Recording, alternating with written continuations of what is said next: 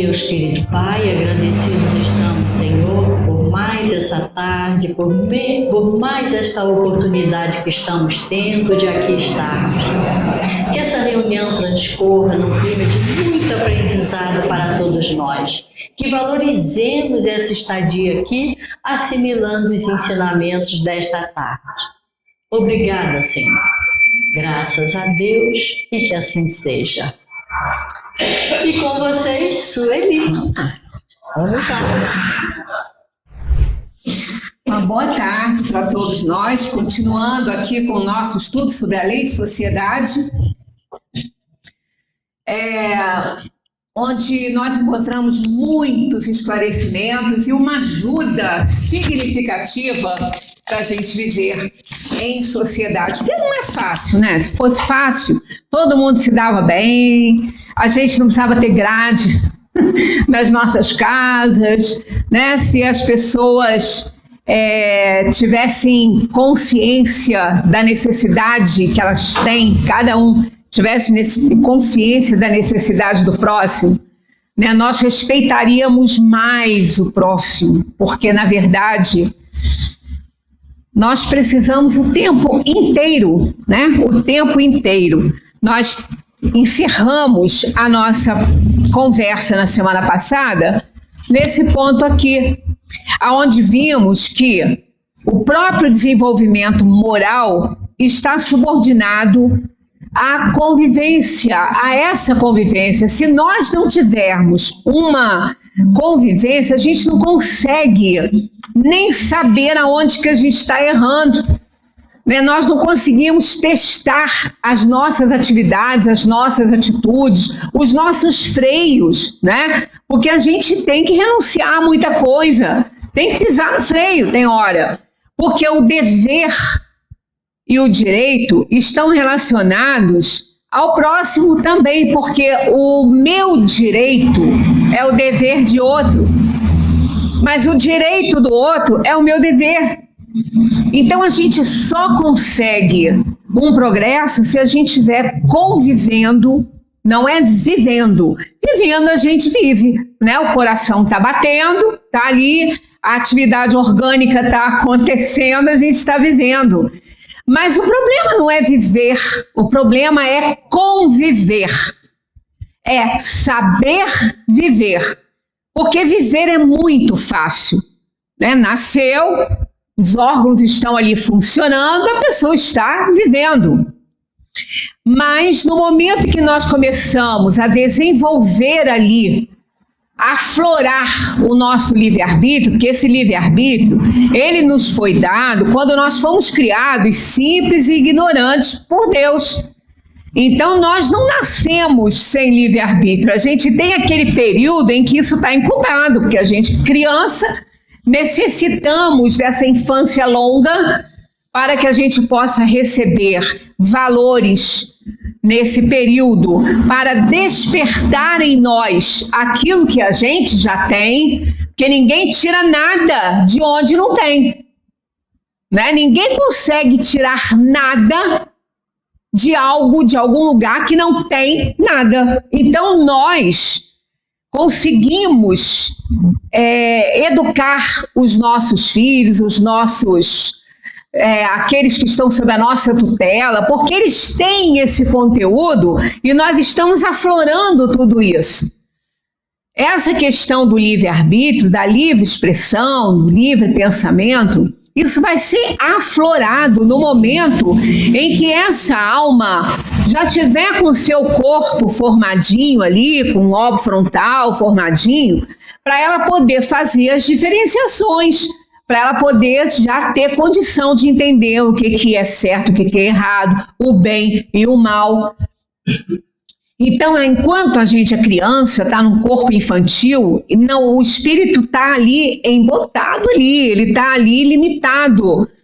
Só quando toda a organização ali estiver pronta é que ele vai começar a manifestar o seu livre-arbítrio. Tanto que a questão da criança, ela é muito guiada por instintos ainda, né? Às vezes, eu até vi outro dia uma reportagem de uma psicóloga, olha, quando a gente às vezes indica algum trabalho, às vezes, né, porque é necessário, é uma área importante, né, às vezes fazer uma terapia, uma ajuda psicológica e tudo, mas a gente tem um pouco de receio, porque a gente não sabe qual é o posicionamento daquele profissional, né, porque às vezes ele tem um posicionamento. Outro dia eu escutei uma psicóloga falando que a gente não pode contrariar as crianças porque vai traumatizá-las.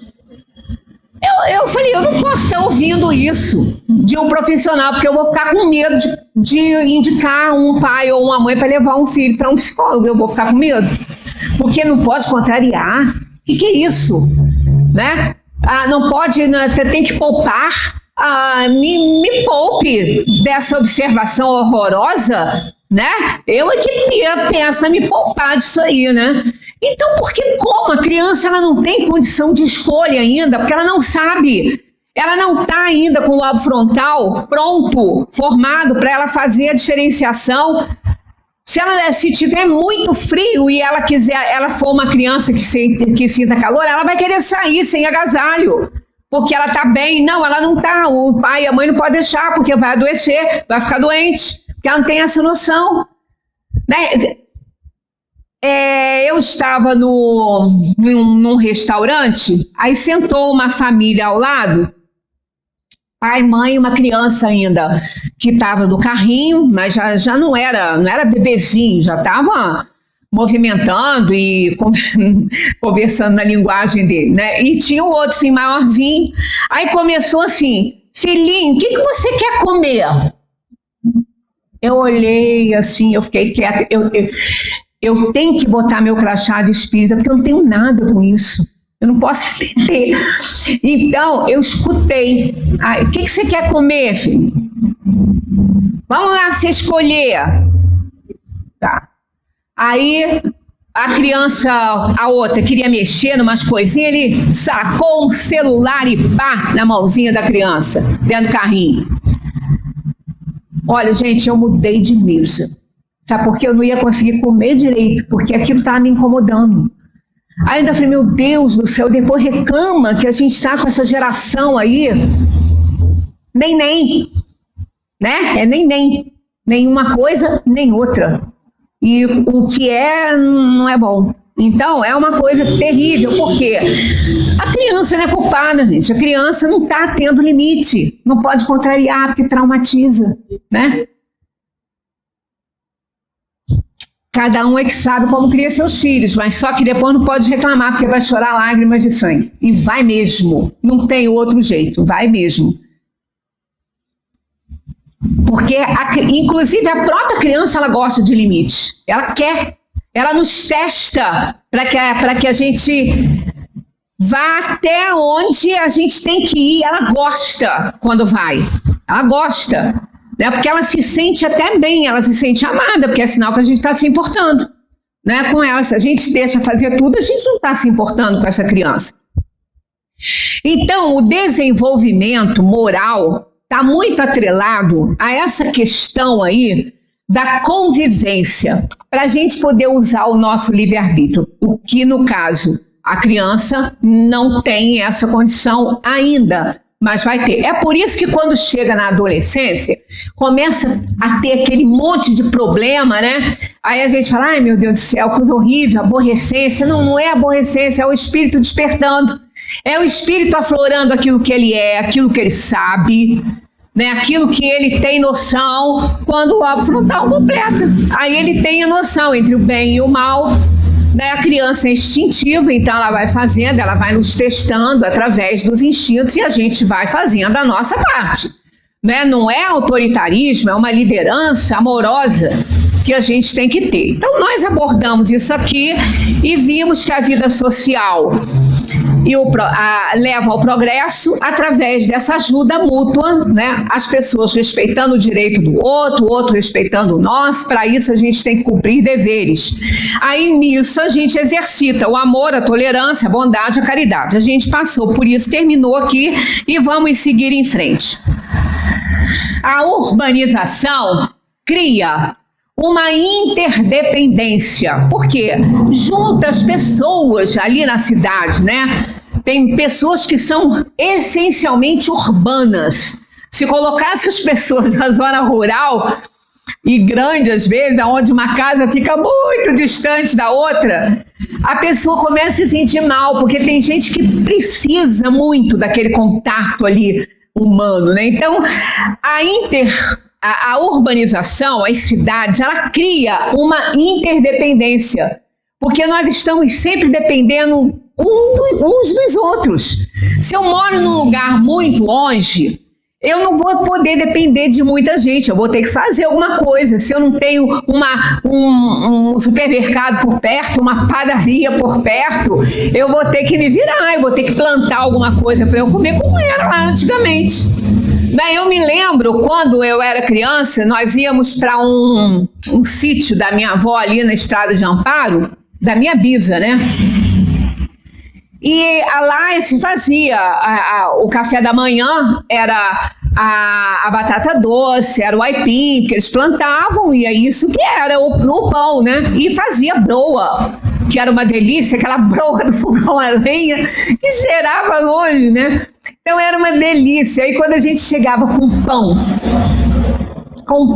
lá, aquilo era uma festa. Aquele pão ela guardava no armário que tinha um negocinho que descia assim, era sanfonadinho que descia assim para cobrir, aí ficava duro. Ela nem comia o pão para economizar o pão, porque não era fácil um pão. Não era comum. Então tinha que fazer, quer dizer, as pessoas tinham que se virar.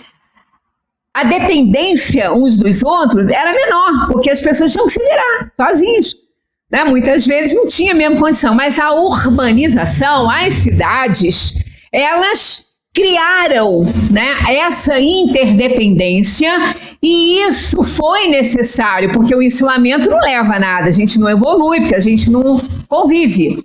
Então ela leva, a urbanização cria uma interdependência, estimulando e neutralizando coisas, estimulando a convivência e desenvolvimento de potencialidades, que leva à saúde física e mental. E neutraliza a tendência ao insulamento, a angústia e a depressão. Porque o ser humano não foi feito para ficar sozinho, né? A gente até comentou aquela questão do filme, aquele tio Wilson, né? Como é que era o nome daquele filme? O Náufrago. Ele criou um boneco lá com a bola, botou uma carinha e era o amigo dele, porque nós temos necessidade do próximo. Então isso aí, o insulamento, aquelas pessoas que vivem, né, numa comunidade em que as pessoas não podem conversar, principalmente comunidades religiosas, que elas não podem nem cumprimentar, né? Nem cumprimentar. Eu estava vendo uma entrevista de uma ex-freira e ela morou num desses monastérios aí, e ela falou que eles não podiam conversar. A única coisa que quando uma passava para a outra que falava era assim: você tenha certeza que um dia você vai morrer. Era isso que elas podiam falar uma para as outras. Tenha certeza que um dia você vai morrer. Então era uma coisa assim, que isso pode ajudar, né, no desenvolvimento moral, porque eles não podiam nem conversar. Então a urbanização, ela criou muitos problemas para a gente, porque claro, é mais fácil a gente não ter ninguém nos cobrando, nos falando que a gente está errado, do que a gente ter ali, né, moro sozinha, estou sozinha, vou para um lugar que ninguém me perturba, ninguém me aborrece. Não, você própria vai se aborrecer, porque você não vai aguentar isso, né? Porque ninguém suporta uma vida de insulamento, não. No convívio urbano, não damos um passo, não satisfazemos nenhuma necessidade e não desenvolvemos atividade alguma sem mobilizar recursos gerados por outras pessoas, né? Porque desde a hora que a gente acorda, a gente sempre tem falado isso, que a gente abriu os olhinhos, né, para o novo dia, com a permissão de Deus e tudo. Então a gente vai se levantar e vai começar o dia. né? Vai começar o dia. Nós vamos fazer o trabalho da nossa higiene, do banho, seja lá o que for, mas vamos usar um creme dental que não foi a gente que fez, uma água que não foi a gente que encanou, né? E a roupa não foi a gente que fez. Às vezes pode até fazer, mas não fez o pano. Mas eu também faço. Mas e o fio? Você plantou o algodão lá para fazer o fio, para você fazer essa roupa? Então, de certa forma, você está dependendo de alguém. Aí é aquele café que alguém plantou, que alguém socou, que alguém transformou, e ele tá lá, o pozinho tá lá na nossa mesa pra gente fazer aquele cafezinho gostoso de manhã, com aquele pãozinho que algum padeiro fez, que às vezes a gente não pode fazer, e se a gente fez a farinha, a gente não plantou o trigo. Então, de qualquer maneira, se a gente for analisar, a gente está precisando do trabalho de outras pessoas o tempo inteirinho da nossa vida. A gente precisa se alertar para isso, para quando a gente precisar de trabalhar para outra pessoa, lembrar que outra pessoa está trabalhando para a gente. É uma troca incessante no meio visível e invisível da natureza. E isso vai nos criando, né, uma oportunidade de evolução moral gigantesca. Usamos, então, roupas que não confeccionamos, consumimos alimentos que não produzimos, dispomos de móveis e objetos que não fabricamos, frutos do esforço de muita gente. Então, o trabalho de um, né, favorece o outro. Então, a gente tem que saber também que a gente tem que fazer o nosso trabalho para favorecer alguém. Não se pode afirmar, entretanto, que a misantropia seja plenamente superada na vida em sociedade. Misantropia, na essência, sim, é o horror de gente, né? O horror à convivência humana. Mas aqui, esse termo está sendo usado aqui, não no sentido de ter pavor disso, mas no sentido de necessitar ali, né? Não podemos afirmar que a misantropia seja plenamente superada. Mesmo a gente precisando do próximo, mesmo a gente sabendo que a gente não vive sozinho, a gente ainda sente muitas vezes essa repulsa pela convivência, né?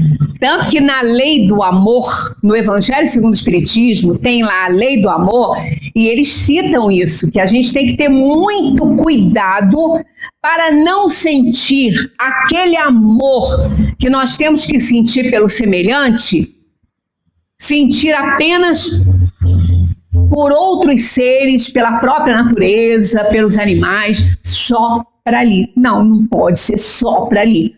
Né? Então a gente tem que ir a cada dia, porque a pessoa fala assim, mas eu não tenho horror a gente, não.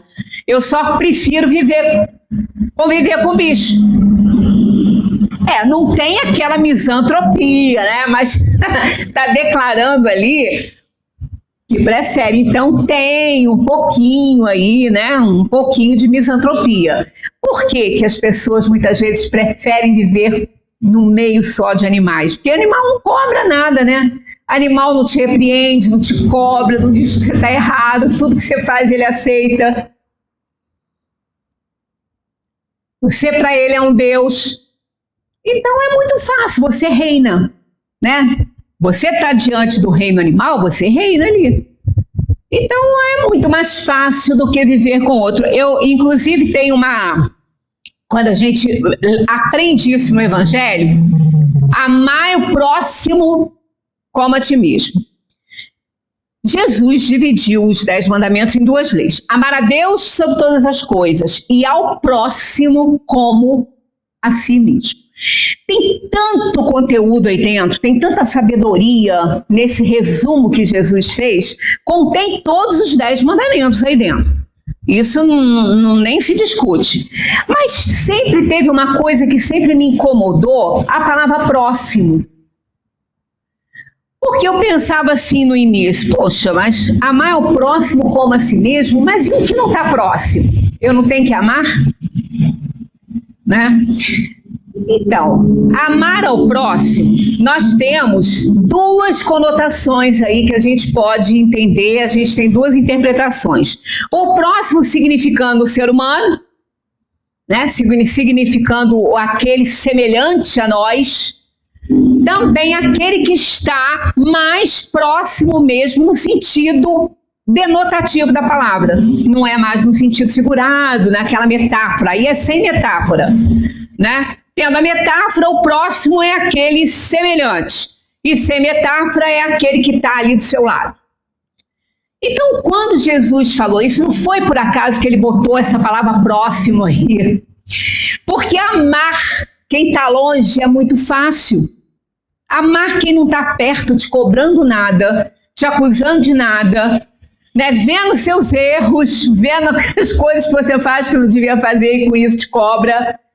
Né? Às vezes não fala nada, mas o olhar às vezes já está falando tudo. Então, amar essa pessoa que está ali, com todos os defeitos dela, com tudo que ela ainda carrega, né? E respeitar isso e aceitar humildemente as críticas que lhes são dirigidas, isso que é difícil. Amar o outro que está lá na casa dele. Às vezes a pessoa fala assim, nossa, o filho do vizinho parece mais meu irmão do que meu irmão. Só que o filho do vizinho está na casa dele. Não está convivendo com você. O seu irmão está dentro da sua casa. Né? Vai ver aquele filho do vizinho que você acha que te entende tanto, se ele estivesse dentro da sua casa convivendo com você, porque dentro do nosso núcleo familiar que a nossa máscara cai. O verniz acaba. Fica ali no osso. Né? Então, a gente consegue realmente ser quem a gente é. Lembra que eu deixei uma pergunta para vocês na semana passada? Quem é você? Quem é você? É difícil responder essa pergunta, não é fácil. Pelo simples motivo que a gente não se conhece. Então, se a pessoa responde, eu sou um médico, eu sou um professor, eu sou um terapeuta. Não, você não é isso, você está nisso agora, você está fazendo isso é a sua profissão. Né? Mas esse não é quem é você.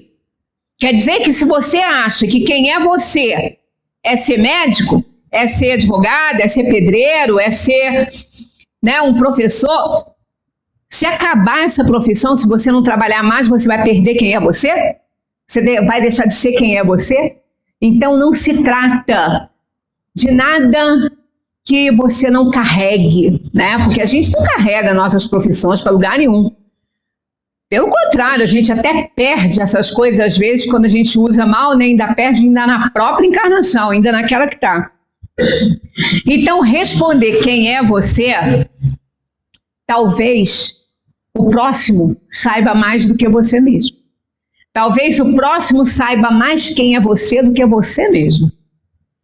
Aí é aquela história, no núcleo familiar, que tanto a gente acha difícil e é difícil, toda família tem conflito. Não tem uma que não tenha. Pode ter menos ou mais, mas tem. Porque é no núcleo familiar que essas almas se unem para resgate. Para resgate, para reajuste emocional, para consertar os erros do passado, é nessa família. Então, é principalmente entre pai e filho. Entre pai e filho e mãe e filho. Que eu estou falando, entre os pais e os filhos, ali, um ou outro vai ter um comprometimento muito grande, muito grande.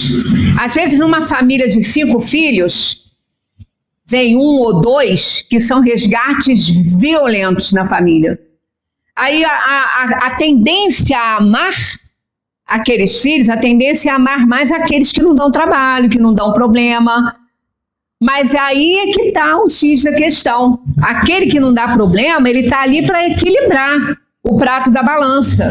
Mas quem está realmente precisando é quem dá problema. Né? É quem dá. Então, conviver com o próximo é muito difícil. Por isso que Jesus colocou o próximo aí. Amai o próximo como você se ama. Ainda botou isso. Quer dizer, aquela pessoa que não se ama não tem condição de amar ninguém.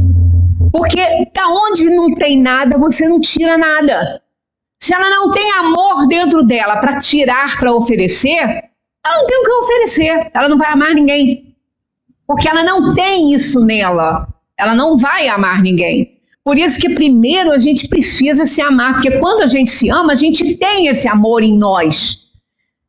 Aí sim, também vem aquela explicação da fala de Pedro sobre Jesus, quando estava lá morrendo na cruz, né, depois das cartas de Pedro, às vezes é atribuída a Paulo, mas não é de Paulo, que o amor cobre a multidão de pecados. Essa frase não foi falada por Paulo, e sim por Pedro.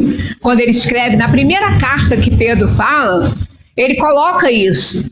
Quando Jesus pediu perdão para os criminosos, quando Jesus, diante da dor e do sofrimento, da hora final, ele amou a todos, ele pediu amor, perdoai-os, eles não sabem o que fazem. Então ele está pedindo a Deus perdão, quer dizer, ele foi só amor, amor, amor. Então Pedro fala que o amor de Jesus, aquele que ele nos ensinou, o ágape, né, que é o amor de Jesus, cobre a multidão de pecados. Isso não quer dizer que a pessoa peca, depois ela vai lá, se arrepende, tem os pecados dela todos, né, resolvidos. Não é essa a interpretação. O amor cobre a multidão de pecados, esse amor que Jesus mostrou, porque você ama o pecador e não o pecado. Então, quando você ama o pecador, você sente amor por ele, não é que os pecados dele vão ser minimizados ali. Não vai, ele vai continuar, ele vai ter que resgatar aqueles erros do passado, ele não vai ser perdoado pura e simplesmente, que não é assim. Mas Cristo não deixou de nos amar apesar dos nossos pecados. Pelo contrário, por eles, ele continuou nos amando. Pelos nossos pecados, ele continuou nos amando. Porque assim nós temos com quem contar. Nós temos com quem contar na hora do desespero, na hora da atitude errada, porque a gente sabe que ele não vai nos fisgar, ele vai nos abraçar. A gente tem certeza disso, né? Então, Jesus, ele nos amou, apesar e por os nossos pecados, e pelos nossos pecados, as duas coisas. Por isso que está lá, o amor cobre a multidão de pecados. Então, independentemente daquilo que a pessoa fez, que a gente não está condenando, a gente não deve condenar o pecador, e sim o pecado que ele cometeu. O pecador não, até porque ali está uma promessa de pureza naquele pecador, seja ele o mais vil dos homens. Porque quando nós fomos criados simples e ignorantes por Deus, pelo Criador, ele nos colocou a essência dele em nós, que é esse amor, para que a gente alcançasse a plena felicidade. Então todos vão. Então quando a gente vê o pecado, a gente tem que estar com aqueles olhos, esse pecado vai acabar nesse pecador. O pecado vai sempre existir, porque sempre vai ter espíritos criados simples e ignorantes que vão pegar o caminho do mal e vai desenvolver o mal em si, o caminho do erro. Então o pecado sempre vai existir, e o pecador também, mas não naquela pessoa. O pecado não vai ficar existindo naquele pecador especificamente, porque aquele pecador vai aprender. Ele vai aprender. E ele vai aprender a duras penas no convívio social. É ali que ele vai aprender. Por isso que a gente precisa reencarnar. Por isso, quando às vezes eu brinco com uma guia que eu falo, quando a gente vê alguma coisa de onda, eu falo assim, meu Deus, essa pessoa tem que morrer.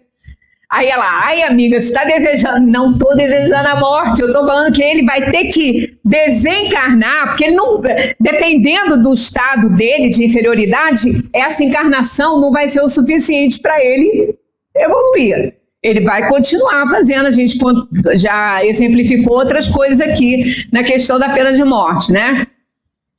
Mas ele vai desencarnar. A grande bênção é essa, ele vai desencarnar. Ele vai morrer, entre aspas. Aí ele vai ter o período dele, né? de perturbação e sofrimento pós-morte pelo que fez. Quando compreender, aí ele entra mesmo na erraticidade, que é aquele intervalo entre uma encarnação e outra, mas com a alma mais já consciente dos seus atos, para que ali ele faça um planejamento para retornar à matéria. Aí quando ele retorna à matéria, ele retorna com a chance do recomeço. Ele esquece o passado e ele vem com todas as probabilidades de acertar. Porque na vida que ele está levando agora, só quando ele desencarnar que ele vai cair em si. Ele não vai conseguir agora. Eu não estou falando isso para todo mundo, eu estou falando para aqueles mais renitentes. Não vai. Dependendo deles, próprios reconhecem isso, como aquele que estava indo para a cadeira elétrica e ele falou, eu vou aliviado porque assim eu vou parar de matar. Quer dizer, ele sabia que se ele continuasse vivo, que ele ia ir solto, ele ia continuar matando. Então, nós, ainda, isso não nos horroriza, não, porque nós somos espíritos inferiores, nós não temos mais aquele grau de malignidade, mas temos outros. Temos outros, que dependendo do nosso esclarecimento, é até mais grave do que dependendo do esclarecimento que o outro lá tem. Então, a gente tem que compreender que a vida em sociedade é essa troca. Portanto, a gente não pode reclamar. A misantropia, ela tem que ir diminuindo cada vez mais para que a gente possa compreender que o próximo, ele é necessário. Então, continuando aqui, não se pode afirmar, entretanto, que a misantropia seja plenamente superada na vida em sociedade. Porquanto são numerosos os eremitas urbanos, muitos mesmo na urbanização preferem ficar sozinhos, né? Indivíduos que não se envolvem com os problemas comunitários, orientando suas existências no sentido de edificarem um oásis particular em pleno deserto das misérias humanas, ignorando multidões que choram, que sofrem privações amargas e dolorosas provações. Eu conheço algumas pessoas que mesmo falaram para mim, eu prefiro ficar na minha, não gosto de me envolver em nada, porque eu não quero ninguém trazendo aborrecimento para mim, não quero ninguém me aborrecendo com os problemas deles, eu quero meu sossego. Quer dizer, é um eremita do asfalto. Né? É uma pessoa que vive insulada para não ter que se aborrecer, para não ter que, né, criar, doar um pouco do seu tempo para ajudar alguém. Então ela prefere não saber de nada, então prefere ficar insulada, trancada dentro da própria casa. Né? E às vezes nem parente que bate faz de conta que não está em casa. Então isso são os eremitas do asfalto. Para essas pessoas assim, a gente não sabe como aconteceria se elas tivessem um problema de saúde e ficassem independentes, né? Quando a morte chega subitamente, é até uma bênção, né? Porque como é que vai ser? Né? Como é que vai ser? Então a gente vê que são provações que muitas vezes a alma passa na Terra e não aprende. Está ali dependendo de outras pessoas, mas não reconhece isso, não acha. É o egoísmo. Né? Quando a gente vive em sociedade, não é fácil não, porque nós somos espíritos inferiores e o que mais nós temos são almas encarnadas defendendo seus próprios interesses. E quando você coloca seu interesse na frente, você não consegue ser solidário nem caridoso. Não consegue mesmo. Porque você olha para você. O egoísmo e o egocentrismo vão falar sempre mais alto para você, né? Aqueles que se isolam pagam um preço muito alto. A alienação dos valores mais nobres da existência e, sobretudo, o comprometimento da condição humana, que não pode ser sustentada sem o convívio social e o envolvimento com a comunidade, resultando então em quê? Depressão, insatisfação, angústia, enfermidade, crônica infelicidade. Tem pessoas que sofrem de crônica infelicidade. Então não compreenderam. Quando começa a fazer um trabalho voluntário, aí começa a abrir novos horizontes no pensamento dessa pessoa. E o trabalho voluntário é maravilhoso para fazer o outro entender que ele precisa dos outros. Porque aquele que está sendo cuidado ali na cama, que não pode andar, poderia ser ele. Por que não poderia? A gente está muito bem agora. Agora, nesse exato momento. Que eu não preciso esperar nem para amanhã chegar. Porque pode acontecer com qualquer pessoa algo que a incapacite. Que vai incapacitá-la dela saber o próprio nome dela. Ela não... De repente, eu passei por uma coisa assim com uma conhecida que estava bem sentada, conversando com a amiga na casa dela, tomando um cafezinho, aquilo que a gente gosta de fazer com os amigos, e aí ela se levantou e foi ao toalete. Ainda falou para a amiga assim, deixa eu fazer um xixizinho. E foi. Estava demorando. A amiga foi lá, ela estava caída no chão. Sangrando muito, porque ela bateu com a cabeça no vaso sanitário. Foi levada para o hospital, rompeu um aneurisma que ela nem sabia que tinha. Ela não sentia dor, ela não sentia nada. E ela ficou muito debilitada, muito limitada. Durante muito tempo ela não sabia nem qual era o nome dela. Depois ela foi com muita terapia, com muito tratamento, ela foi melhorando, mas ela não anda sozinha. Ela depende de alguém para ajudar a levantar. Porque ela faltou oxigenação, ela ficou muito mal. Um segundo, não precisa nem esperar o dia seguinte. Então a gente sabe que essas coisas podem acontecer com a gente. E a gente fica na dependência de outra pessoa. Eu acho que eu confesso que esse é meu medo. Eu acho que é um medo, a gente não tem medo, né, das coisas, né? A gente vai aprendendo que só acontece com a gente que a gente tem que passar. Né? Marco Aurélio, o grande estoico, fala isso, e o espiritismo está aí ensinando a todo momento esse item. Nada acontece ao homem que não seja próprio do homem. Então a gente sabe que não adianta ter medo, que aquilo que a gente vai passar, a gente vai passar. O que é nosso vai nos encontrar. Seja bom ou ruim, vai nos encontrar. Mas a gente teme isso, né? A gente teme, porque nós fizemos uma escolha de provas e expiações quando a gente reencarnou. E a nossa visão de espírito era diferente da visão que a gente tem hoje. Então a gente não tem nem que ter muito medo. Ao mesmo tempo que quando eu tenho medo dessa dependência, eu fico pensando, ai meu Deus, se eu escolhi isso, me dê força para aguentar, porque tem momentos que eu tenho dificuldade de receber alguma coisa, né? Então eu me identifiquei muito com a doutora Elizabeth Kubler-Ross nesse ponto, porque jamais com aquela mulher grande do jeito que ela foi na vida. Quem não leu a biografia da Elizabeth Kubler-Ross, leiam, Roda Viva, porque essa mulher foi maravilhosa, uma psiquiatra suíça. E ela escreveu depois um outro livro, já com a ajuda de um amigo dela, que era psiquiatra também, acho que As Lições da Vida, Os Segredos da Vida, não me lembro muito bem, mas foi o último livro dela, e ela disse, na última lição, que é a lição do receber, ela falou que ela não tinha aprendido essa lição. Eu também ainda não aprendi. Quer dizer, como será que eu vou aprender? Será que eu vou ter que aprender por amor ou vou esperar a dor chegar para em cima de uma cama ter que ser cuidada e aprender ali? Porque foi o que aconteceu com ela. Ela aprendeu a duras penas quando ela teve vários AVCs e ficou em cima de uma cama, sendo cuidada por pessoas que ela não conhecia, que ainda não tinham uma conduta muito boa dentro da casa dela.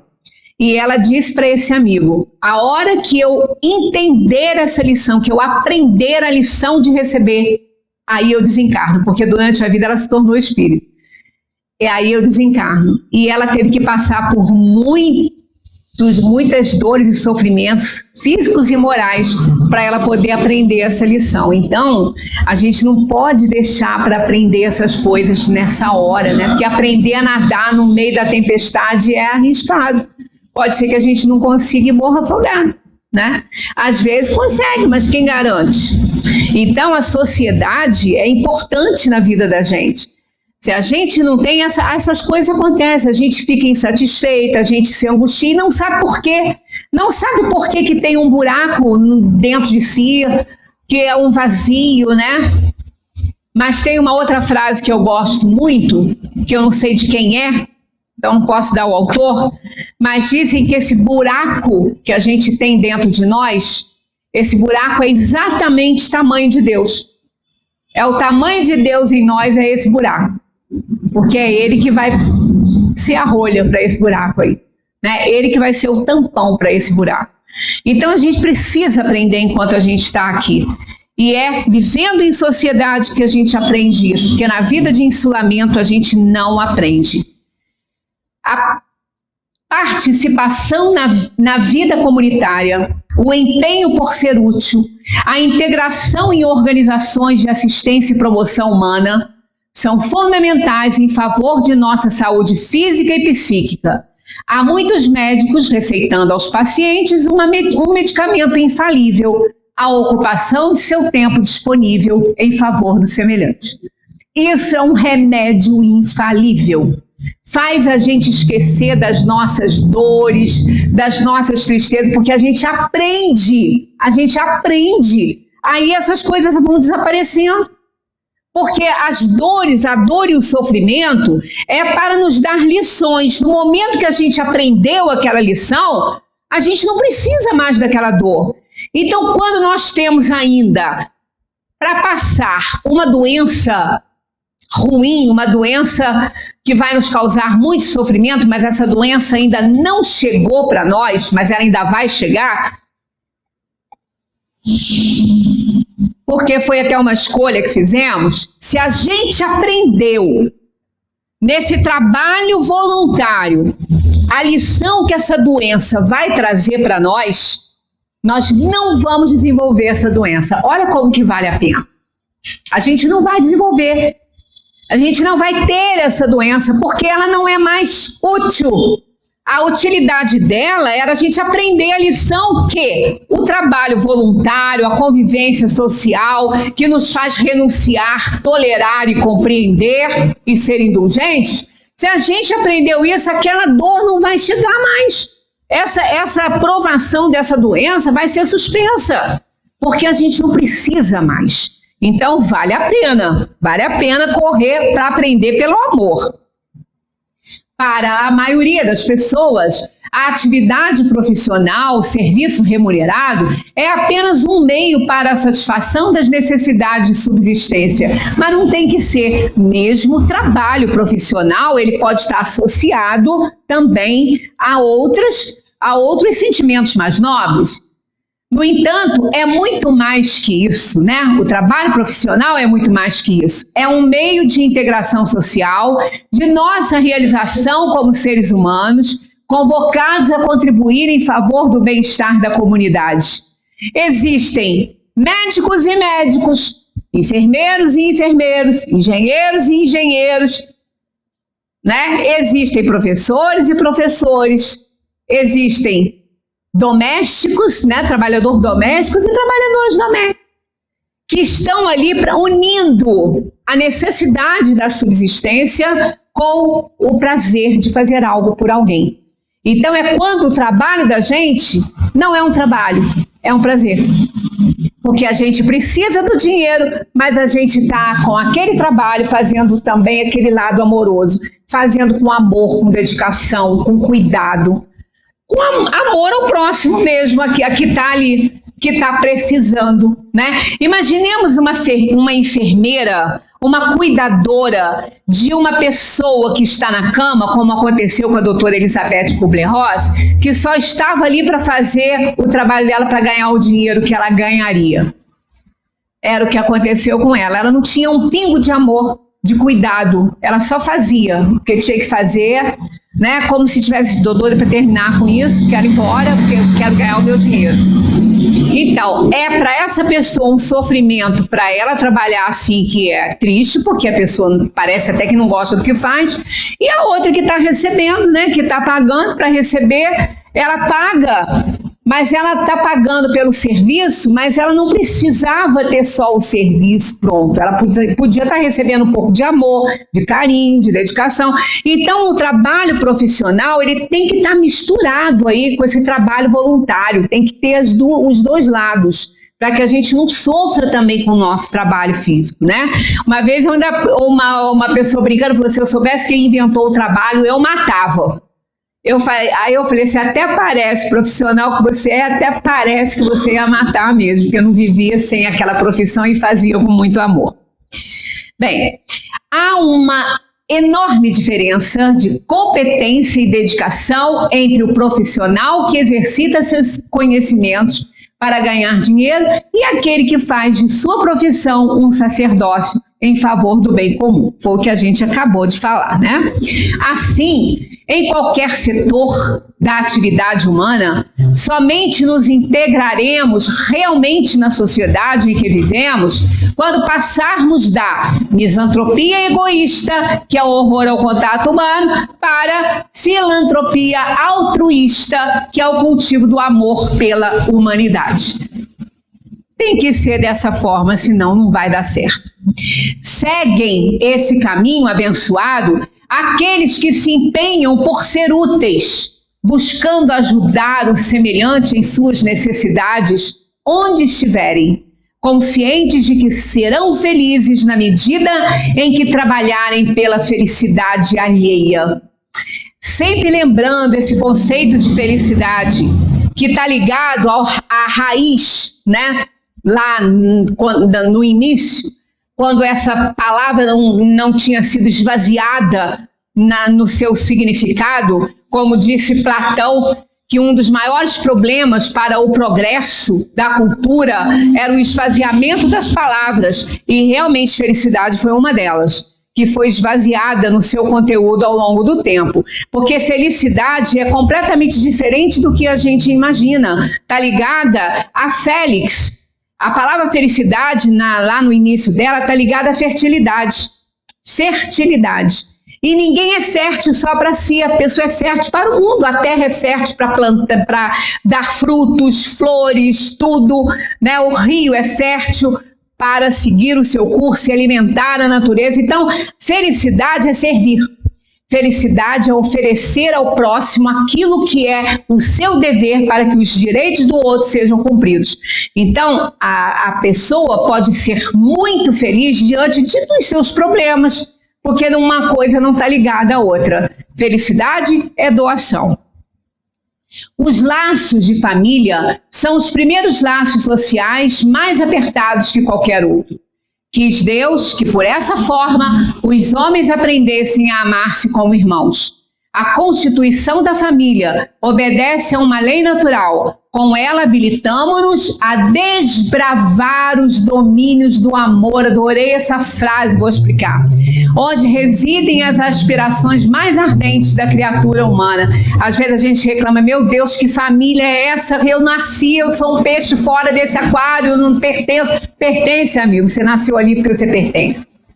E tem que aceitar e entender que ela é útil para o seu desenvolvimento.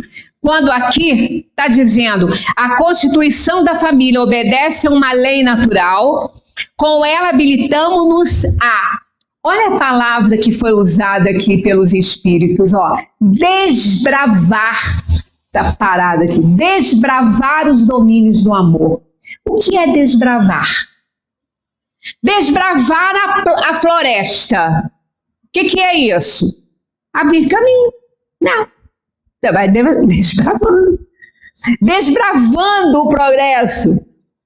Para o progresso. Desbravando a ignorância para alcançar o progresso. Então, desbravar é abrir caminho. É abrir possibilidade. Então, aí, ela foi tão bem colocada pelos espíritos, habilitando-nos, olha, nos dando condições, é outro verbo aí importantíssimo nessa afirmação. Com ela, né, com a família, aprendemos a, quer dizer, nos habilitamos, é a grande oportunidade da nossa vida para a gente ter uma encarnação mais vitoriosa. dentro da família, porque aonde as máscaras caem, aonde a gente é quem é. É aquela pessoa irritada, é aquela pessoa ainda zangada, é aquela pessoa incompreensível, intransigente, ou aquela pessoa amorosa, aquela pessoa caridosa, porque isso é quem a gente é, né? A gente não conhece, a gente não sabe responder essa questão, porque a gente ainda não se conhece.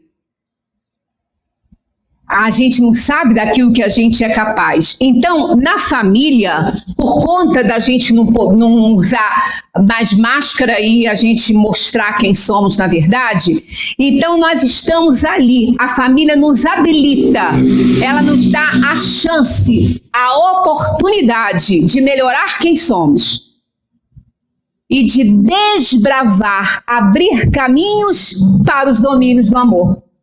Olha que coisa mais linda esse pedaço, sabe? Eu passei por essa questão aí tantas vezes, né? Tantas vezes lendo isso aí, mas foi nessa palestra, para essa palestra que começou semana passada, que eu atentei para esse parágrafo maravilhoso. Eu passava.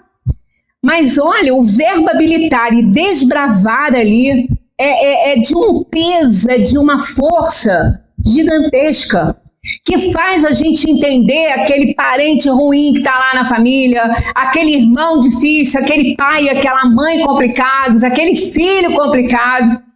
Porque pai e mãe não são heróis dos filhos, são duas almas que estão no mesmo barco. Apenas estão na condição de pais, mas poderiam estar na condição de filhos. Às vezes o filho, ele é mais consciente que o pai. Ele erra menos que o pai. E o pai aprende com ele, né? Então não é porque é pai que é perfeito, não é. Eu que lidei com adolescentes, os maiores problemas que eu encontrava nos meus alunos era justamente os conflitos que eles tinham dentro deles por não amar o pai como eles achavam que tinham que amar. Porque o pai se revelou não sendo aquele herói, pelo contrário, sendo às vezes o vilão. Então, para eles era difícil, porque não compreendiam que eram almas. Nós, no Espiritismo, a gente não tem esse problema, porque a gente compreende que são almas encarnadas, que estão ora numa posição de mando, ora numa posição ainda de subalterno. Então, é assim que a gente vai crescendo, que a gente vai evoluindo. Então, a família nos habilita, nos dá chance e oportunidade de abrir caminhos para os domínios do amor, para desfazer ódios, sentimentos de mágoa e vingança do passado, através do esquecimento daquilo que aconteceu lá atrás, que fez que hoje nós nos uníssemos numa família consanguínea. Sem contar a família que chega para casar com a consanguínea. Não vamos nos iludir. É problema que vem. É sempre problema que vem, porque isso não é por acaso, com certeza, né? Tanto que Jesus falou, vou jogar pai contra filho, filho contra pai, sogra contra nora, nora contra sogra, ainda botou sogra e nora no meio. A desgraça ficou maior, porque já é o problema, já vem de lá, ó. Agora, o que quer dizer isso?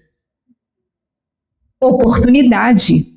Habilitação para desbravamento de um caminho para os domínios do amor. São almas que precisam resgatar. Não tem outra explicação. No lar, damos os primeiros passos a caminho da fraternidade. Na interdependência existente entre os membros da família, envolvendo pais e filhos, marido e mulher, irmãos e irmãs, opera-se um fenômeno prodigioso. Aprendemos a conjugar o verbo de nossa ação não mais na primeira pessoa do singular, mas sim na primeira pessoa do plural, porque a gente aprende, desbrava um caminho aí para desenvolver a humildade, a solidariedade e assim desmanchando e diminuindo o egoísmo que ainda carregamos. Assim nós temos no lar uma microsociedade onde exercitamos a vocação de conviver e participar com a oportunidade de resgatar o passado e desenvolver o amor incondicional, aquele amor ágape de Jesus que ele veio para ensinar, só que a gente não aprendeu. E é difícil, porque esse amor, A gente, enquanto for espírito inferior, não vai exercer, não vai conseguir chegar lá, ao ágape, né? Vai ficar no areté, o amor areté, que é aquele amor condicionado, né? É aquele amor, como diz o professor Clóvis de Barros, dá flauta para quem toca flauta e bem, o outro que se vire. Esse era o pensamento grego. Esse era o pensamento grego, o amor areté. É aquele, dá o melhor pro melhor, porque o outro que vai tocar flauta e não sabe nada vai atormentar o ouvido da gente, né? Pois é, mas a gente vive o amor areté, a gente tem que viver o amor ágape, e esse a gente vai desenvolver convivendo com os nossos problemas, com a pedrinha no sapato, né? Com aquele que nos obriga a tolerar, a compreender e renunciar, como dizia Chico Xavier, a encher a boca d'água e não engolir. Porque aí a gente não fala o que não quer, né? Tá com água na boca. Reflexão sóbria para a gente pensar a respeito do amor em sociedade, do respeito que a gente tem pelo próximo. Olha que interessante. Seu nascimento foi através dos outros. Seu nome foi dado por outros. Você foi educado por outros? A sua renda, ainda que indiretamente, vem por meio dos outros. O respeito a si é dado por outros. Seu banho era dado por outros. Seu último banho será dado por outros. O seu funeral será realizado por outros. E os pertences e propriedades serão herdados por outros. É melhor amar os outros. Porque, né? A gente já aprendeu aqui na vida e a morte que já estou morto, é amigo. Se você estiver ali ligadinho pro corpo, você vai estar sabendo de tudo que está acontecendo com o seu corpinho lá que não está tem vida já, né? E quem é egoísta, quem não desenvolveu o amor, vai estar, né? Vai estar ainda ligado ao corpo até que se liberte dele. Quem não assistiu a palestra sobre vida e morte, é só assistir que vai entender isso que eu estou falando aí. É importante valorizarmos a vida em sociedade, simplificando, reajustando e modificando nossas atitudes para amarmos-nos e vivermos pacificamente com os outros. Porque em muitos momentos desta vida precisaremos uns dos outros. Nenhum homem é uma ilha e nenhuma árvore por si pode constituir uma floresta. Partilhar é viver, por isso partilhe com os outros. Aí a gente encerra com a maravilhosa frase de Kardec, né? Fora da caridade não há salvação. E como vamos praticar a caridade se não convivermos? Se não partilharmos nossas experiências com os outros, se não respeitarmos os outros, né? Acho que a gente nunca mais vai esquecer desse outros, dessa palavra, desse pronome, outros, né? Porque são eles que fazem as coisas pra gente e nós somos os outros deles, né? Então, direito e dever são equiparados. O direito de um é o dever do outro, e o dever de alguém é o direito do outro. Então, o outro precisa ser respeitado, amado, tolerado, e são os melhores mestres para nós, porque nós não sabemos quem somos. A gente não se conhece. Portanto, quando Kardec falou fora da caridade não há salvação, aquele então que não faz nada pelos outros não se salvará. Mas salvar? Salvar de quê? Tem cachorro correndo atrás? Tem alguma fera correndo atrás da gente? Não, é salvar de nós mesmos. Nós não vamos nos salvar de nós mesmos, das nossas sombras, dos nossos erros, da nossa escuridão. A gente não vai conseguir domar aquela fera que lá na primeira vez eu falei com vocês, que dentro de cada um de nós mora duas feras.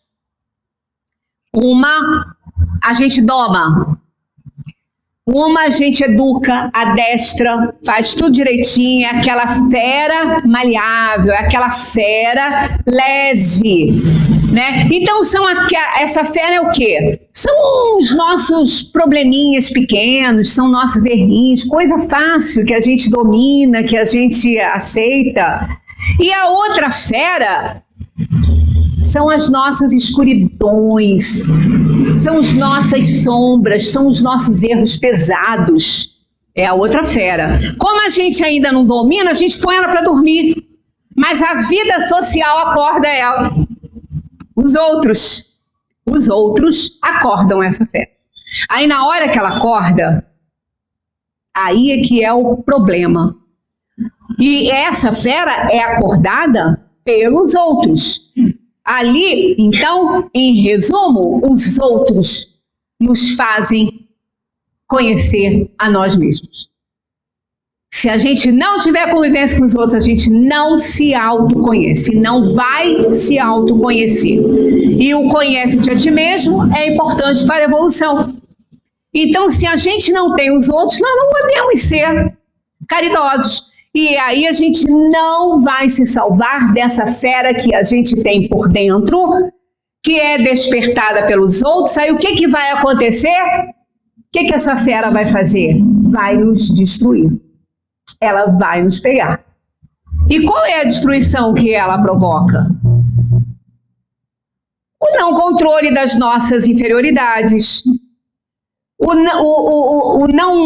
a não aprovação pela sociedade. A gente vai continuar com ela e ela vai nos destruir, porque ela vai ser responsável pelas nossas derrotas na encarnação atual.